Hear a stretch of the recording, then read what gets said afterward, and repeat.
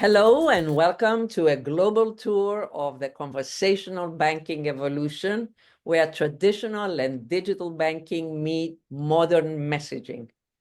I invite you all today to explore with us how financial services providers are transforming customer communication with the emergence of rich communication services, RCS, as a potential game changer.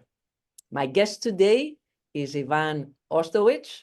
He is the Chief Business Officer at InfoBip, a leading player in CPaaS, Communication Platform as a Service, recognized as such by Gartner, Juniper Research, and IDC.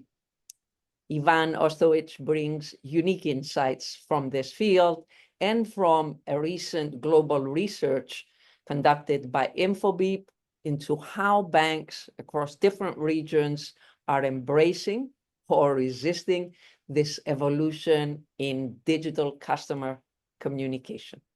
Welcome, 𝐀𝐁𝐴. Thank you very much for having me here.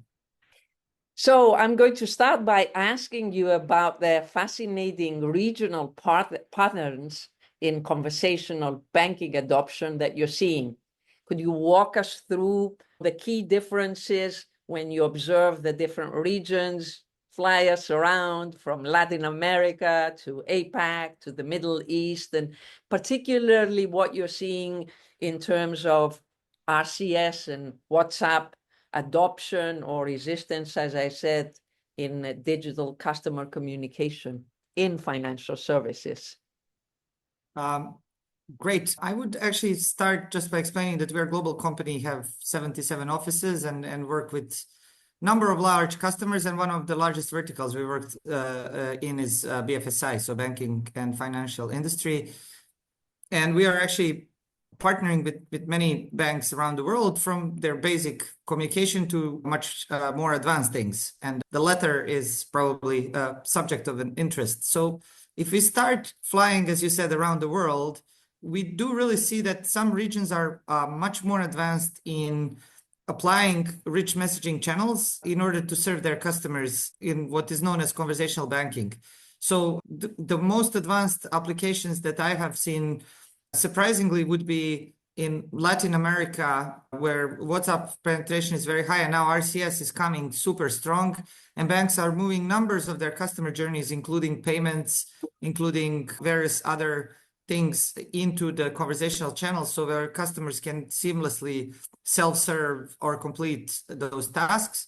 Then moving away from Latin America, we also see high penetration in Middle East, which is actually very strongly regulated, but banks like Emirates, MBD are very advanced in their digital transformation, and they concurrently have conversational banking existing with standard banking in their app or the platform. And actually, it's interesting how the use cases are crystallizing there, because users are using WhatsApp more or less several times, 4 to 5 times a week, and then they open an app once a week. So it's really kind of an interesting complement of an engagement. And WhatsApp are used for more easier tasks, like getting bank statements or other different things, like transferring money and getting verified information about the account, because it's just easier. You don't need to log in and so forth. But for things like investment or other things, people still want to use the app.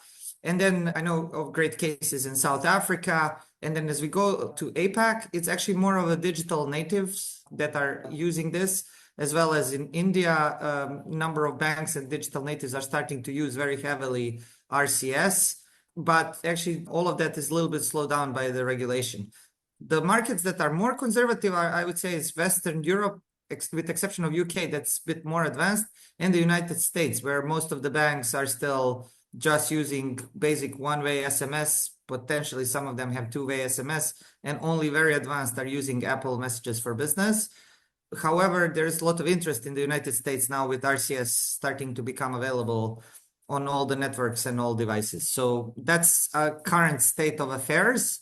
I would say the field is still emerging, but there are some great examples around the world from which people can observe and learn what is the ROI, how consumers behave, and so forth. So if we look at contrasting emerging markets versus more mature, established financial markets, Are there any surprising trends that you're seeing in terms of the adoption? Yeah, so actually, this is an interesting one. I won't mention the name of the customer, but it is interesting. When we launched banking, conversational banking in RCS with number of use cases, we saw very surprising growth within first 3 months. Almost 70% of their user base started using banking in rich messaging without any, let's say, push for it. There was maybe a notification on an email that exists and people found out, but there was no like active drive with QR codes in the branches or ads. And actually, the net promoter score of those users jumped for around 30%. And it was also interesting for them to see that they had a fully unified journey. So some people would come to inquire about new products or learn about it. Others would do the self-serve. The third group would do customer support, or it was like a first channel for any support query. And from that, they started learning. So what also happened in parallel was that we actually launched around 140 different use cases within 1 month and a half because of quick co-creation with customers and the first-party data that was generated. So I think that shows you quite like an interesting power of this technology once it's done right, I would say. So this is an example that you're sharing with us. Is that in emerging markets or in? Yeah, that's in an emerging market, yes. In an emerging market, and it's really like a grassroots adoption, and no pushing, no. It was a natural adoption that happened. A product market fit, a dream one. Yeah, exactly. And now the other, because you're asking about emerging market trends, of course, all of these messaging apps, including RCS, which for the people who don't know, that's rich communication services. You can think of it as next generation SMS. We have to be enabled by carriers. So it has all the attributes of SMS in a sense of local compliance, carrier, great channel, and so forth. So it is interesting that all of these kind of channels, especially RCS, are trying to become also like a super apps to provide more integration with external entry points. So you can enter into chat from Google search or from ads, and also deep mobile phone integration, calendar, maps, etc., etc. But the important ones are payments and the wallet. So for example, you can now very quickly build end-to-end customer journey on these apps. And going back to surprising trends, one of the big emerging ones is reminder for payments or any types of payments, because you can then like really say, hey, you forgot to pay your bill, please click here. And then you don't need to go out of your messaging. You can actually just, if you really genuinely forgot, you can like just with 3 clicks complete that. So that actually is also another one that is kind of almost to an extent front runner beside other things because of the ROI. The payment collections are always like, and we are getting now based on that much more inquiries for this also from mature markets. That's one of the first cases that people sort of react. So it looks like overdue payments and things are a big problem for banks, and this facilitates it in a very easy way. Now that you mentioned that, I have to ask you about Apple's recent decision to adopt RCS messaging standards just a couple of months ago. I believe it started in September. How do you see that reshaping conversational banking as Apple, in our world, is a fintech disruptor, a big tech fintech disruptor of banks? And also, any thoughts on RCS adoption within super apps that are more prevalent in the East and in Africa? Yes, so this is actually an interesting one. I will address in a structured way the second question about the super apps, but let me move just a little bit on the meaning of Apple adoption. So Apple, as some people know, have their own business channel, which is called Apple Messages for Business. And of course, that's available only on the Apple phone. It's extremely rich channel, very well designed, like everything Apple does, and it provides superior experience. However, that's just limited to iOS. On the other hand, Android actually didn't have really their full standard. So Google decided to acquire Google Jibe, which provides backend infrastructure for RCS, and to enable that fully on the Android phone. But then for customer, you have a problem. Some markets are almost fully Android market, but many mature markets, especially United States, there's like, let's say 60% roughly Apple users and then 40 Android. And nobody wants to have a service for one subset of customers versus the other. So it was critical that these two giants come together and agree on a standard to enable rich messaging on both phones, because then actually all of a sudden this would open the whole market. So essentially, as of next year, you will have 100% of Americans and many European countries and others on rich messaging natively, where they don't need to install anything. And the second thing is, it was important to kind of bring telcos in the mix because this is still a telco channel. So with this developments, now we're in a really interesting situation. You have telco grade local data privacy observing channel that is very rich. So it's like having an app in a messaging channel, and that allow that your consents for SMS are valid for RCS. And it also, what Apple never wanted to allow because they didn't want to allow their channel to be spammy, it allows outbound messages. So you don't need to just do the pull or user initiated, but actually you can kind of text people for certain reminders and things like that. And so that opens a myriad of possibilities for bank to decide, which customer journey makes sense to move there, whether it's marketing, support, reminders, and how deep or how broad you want that journey to be before you move people back to the app. So that last thing brings me to answer of your question about the super app. So super apps, in principle, they're a bit cautious of these channels because naturally they can lead to their own disruption because the asset that they have is an app. And then if you start moving people to other channels that you don't own, then all of a sudden you lower barriers to entry. And some banks are also very hesitant, especially the ones that invested a lot in their app, to move it. So I see two sort of camps emerging. One camp is the one that says, my app is still the center of my ecosystem. However, this channel is useful as an engagement vehicle and for some very specific use cases. So it's kind of an octopus model. Your app is the head, and these are like different tentacles, and you keep driving people forth and back. And that's also what super apps are doing. So they're not completely saying I'm not adopting. They're just like very cautious what they put there and what journeys do they do in their own app. And then there is a second camp that says, look, I'm here to serve customer. My asset is relationship with his customers. More traditional bank. It's the trust. It's the knowledge I have, the ability to personalize. So how do I reach them? Honestly, it doesn't matter for me. I'm just looking at the engagement and the ROI. So I'll just offer them multiple platforms where they can serve and they can choose whatever they want. And those are much more aggressive in adopting larger number of customer journeys, broader journeys. They don't care if they go to an app or they do transactions or complete their customer journey in RCS. Some safety measures, sometimes they want to kind of have an authenticator that confirms it's you and things like that. But like they're really kind of moving a lot of end-to-end journeys in these channels. And honestly, everybody has their own strategy and manages ROI. I see at the moment the second camp has a lot of success because I'm on many customer events for banking and finance industries, and the ones that went all in, they start sharing that they were surprised of the adoption and the ROI of some of these journeys that they moved into the rich messaging app. So that's a little bit more elaborate answer, but I think it answers you about these two strategies. And people who want to preserve their digital assets and just use this as tentacles, and the others who are kind of concurrently building different journeys in different platforms just to have more touch points and more engagement with their customers, ultimately higher satisfaction, which probably leads to more loyalty because they think their asset is not, as I said earlier, not an app, but a relationship.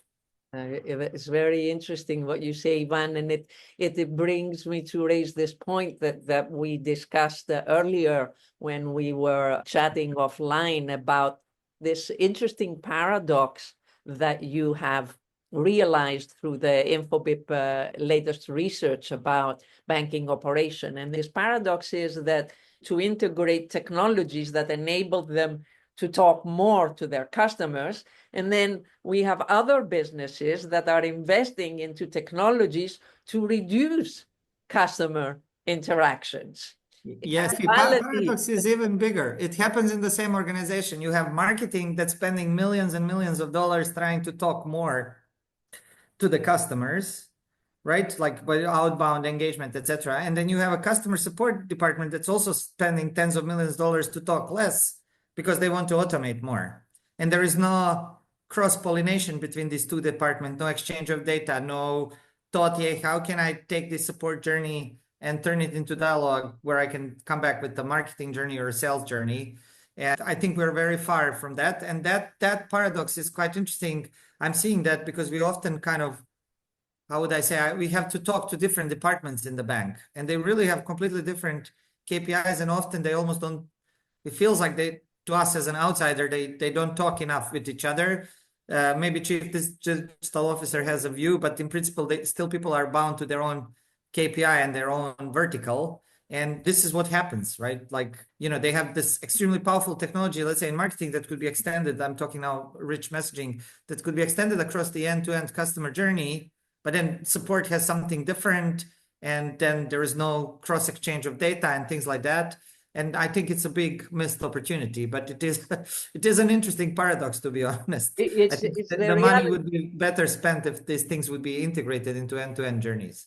So there isn't, you rarely see this unified conversational experience. And is it true? I mean, I can understand that this is a big challenge in large and universal banks, but you're also seeing it in not so large too, just because of the organizational structures.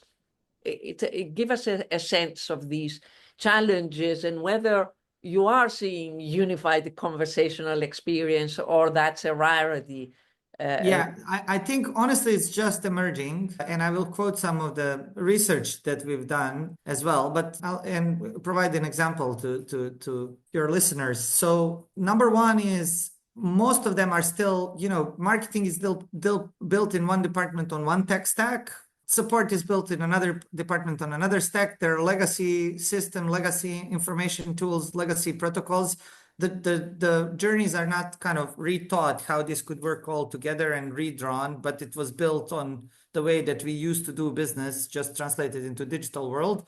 And then you have sort of functional silos. So one example, without naming, I was talking to a bank. This one is a larger one. And we were talking about rich messaging channels, and we were showing unified journeys that lead from marketing all the way to onboarding, and then some support and continuous dialogue. They were really intrigued by this, and they asked us for more and more use cases. But then they said, like, look, we need to kind of go back on a drawing board, even to our management, and discuss a little bit what do we do, because at the moment, outbound sits within one group, and the outbound is just sending notification messages, promotional messages. And the inbound sits with another group, and they're completely on a different tech stack. And actually, they use the channels, they don't even talk to each other, and even data is not integrated. So that they realize, well, this thing is very powerful, but the most value we would get if we would also follow it with sort of digital transformation to bring these things together, because all of a sudden I have now in the customer experience layer a great thing that's both outbound and inbound, and be as a continuous conversation with the customer. And I'm not surprised, we did actually, and we will launch officially this research soon, conversational customer experience maturity index, where we surveyed thousands and thousands of companies from different industries. I think there is close to 1,000 in financial sector. And what we see is reflective of what I'm telling you, or what I feel when I talk to the banks, is, for example, only 57% of the banks say that they have omni-channel strategy that they keep evolving, but the rest of them actually don't have an omni-channel strategy. It's multi-channel with a separate department. And then if you're looking at some other interesting data, we see that, of course, most of them use still messaging for contact updates, payment reminders, OTPs. But then if you go to higher order task, like solving some problems with an agent or sending product or recommendation, that's only reserved for the more sophisticated ones. And then also only 47% of these banks say that they have their tools integrated, and even those say that it's only partially. A lot of others are kind of prevented from moving faster by their legacy systems. And even the final thing I will say is the most of them that enter, so 88% or 81%, somewhere high 80s number, say that most of the use cases that they're currently doing with messaging and AI are, for automation with customers, interactions with customers, but there is no like marketing, there is no engagement, there is no ongoing conversation, there is no generating first-party data. So all of this is future that we will be able to enable, but the state of affairs is that the banking is one of the most conservative industries. We looked at retail and telco, which are more advanced. healthcare is somewhere with banking. It's probably because of regulation, because of complex legacy, because of these silos, to come back to the beginning of your question. But it's quite an interesting, actually, phenomenon that we are seeing. I think this could be used, this and generative AI in combination could be used as a catalyzer to rethink the operating systems of these banks and sort of bring things together, especially because with some of the AI tools, it's possible now to get things faster without a lot of data labeling and data operations work into the unified view of the customer. And then these tools we can build relatively fast through APIs and expose them into channels. So this could be a turning moment for some banks to rethink also how they interact with customers. Which brings me to my final question, Van. Before closing, I really want to ask you how you see the rich communication services fitting into this broader developing narrative of democratizing intelligence in financial services, which is really about the excitement we all have for generative AI, bringing intelligent agents acting on our behalf and so on. Where does RCS fit into this developing narrative ahead of us? This is a great question. On one hand, if you're a cynic, you could say it's just a channel, but actually, given everything we discussed today, it's not just a channel. It's sort of a super app.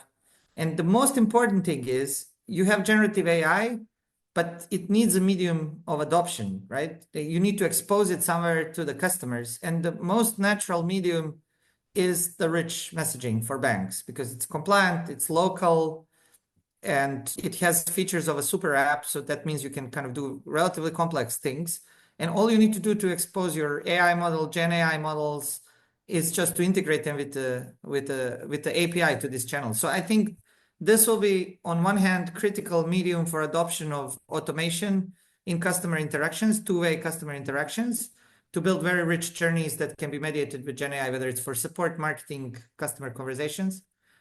And then the other thing is, and my hope is, given what we said, it could be, going back to the previous question, could be catalyzer for banks to rethink how do they interact to customers, because Gartner predict, and many others, they predict that actually, the future are conversational interfaces, so that I don't need to click and search at whatever. I can just type using my own natural language. I can type and get certain jobs done or tasks completed and so forth. So in that sense, as this is a critical medium for that, this can help adoption of this channel, can help banks rethink the whole interface with the customers and all backend system and how to bring them together. So it could drive next wave of digital transformation. And of course, more democratization, as you said, because just there in your phone, you're carrying it around and you can access your bank, or you can get certain advices from your bank there on the fingertips. So it's a true democratization at scale. What I'm hearing from you, Ivan, is that if I imagine that the trend is like a river that's flowing towards all this potential of generative AI, we have to make sure we jump on one of the next boats that are RCS boats to sort of go in the direction of that river, because an RCS boat can take us down the river and bring us to wherever places generative AI will take us. You like that image? I love that. It's an enabler, but you still need the river in order to swim. So that's generative AI, or to flow. But actually, you need this as well to make your sailing or your flowing smoother. So it's a great analogy. I agree with you. Thank you very much, Van, for this amazing conversation. Thank you very much. It was a pleasure to have this conversation with you and share our insights.